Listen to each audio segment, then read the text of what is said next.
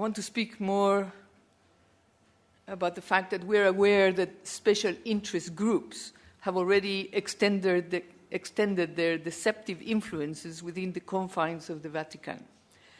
They are purposely and erroneously persuading some members of the hierarchy of the Catholic Church into accepting brain death as true death.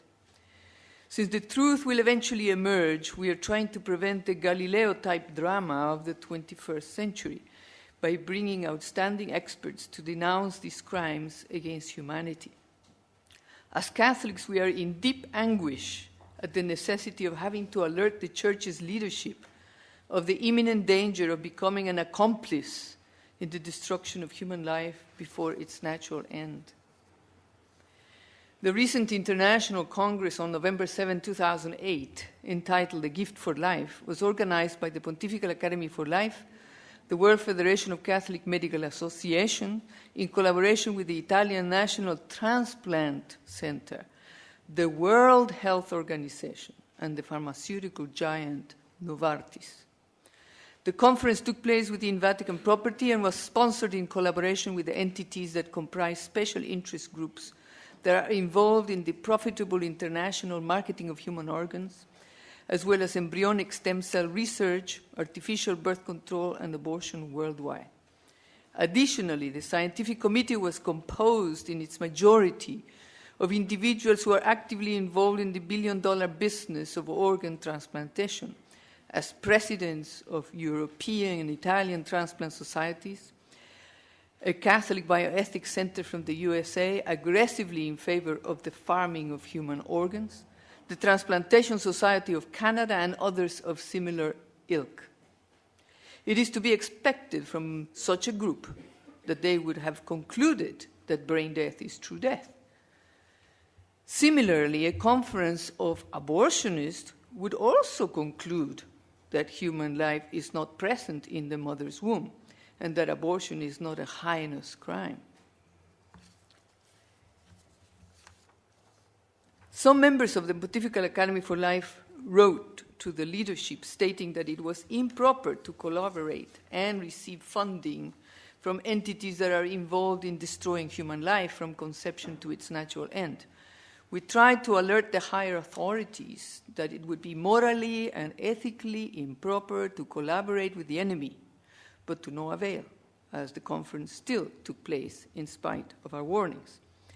By sponsoring such a conference with high authorities of the international transplant business, the Catholic Church runs the risk of being accused of terminating the life of a donor to extend the life of another.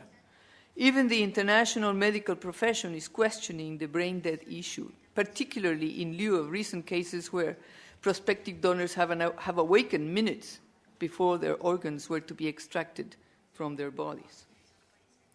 Collaborating with entities such as the World Health Organization or pharmaceutical giants involved in scientific research and practices that are contrary to the moral teachings of the Catholic Church is contrary to sound reason.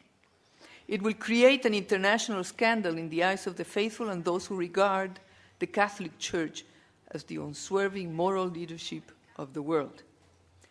While we agree that life is a gift from God, there is no difference between killing an innocent human life within the mother's womb and killing an innocent human person outside the womb before its natural end. Both acts impose death. It is common knowledge today that unfortunately both abortion and the harvesting of vital organs have become billion-dollar businesses. In the past, the pro-abortion forces used false litanies to convince the public and legislators that legalizing abortion would diminish the back alley abortions that often ended in the death of the woman due to the unsanitary conditions of the procedure. History has proven that the legalization of abortion is responsible for the proliferation of abortion to unprecedented proportions. History could easily repeat itself regarding organ transplantation if the leadership of the Catholic Church does not stop collaborating with gigantic special interest groups who promote the culture of death. It is no secret to the transplant organizations that if the Catholic Church would endorse, encourage, and promote organ transplants worldwide, the trafficking of human organs will multiply to no end.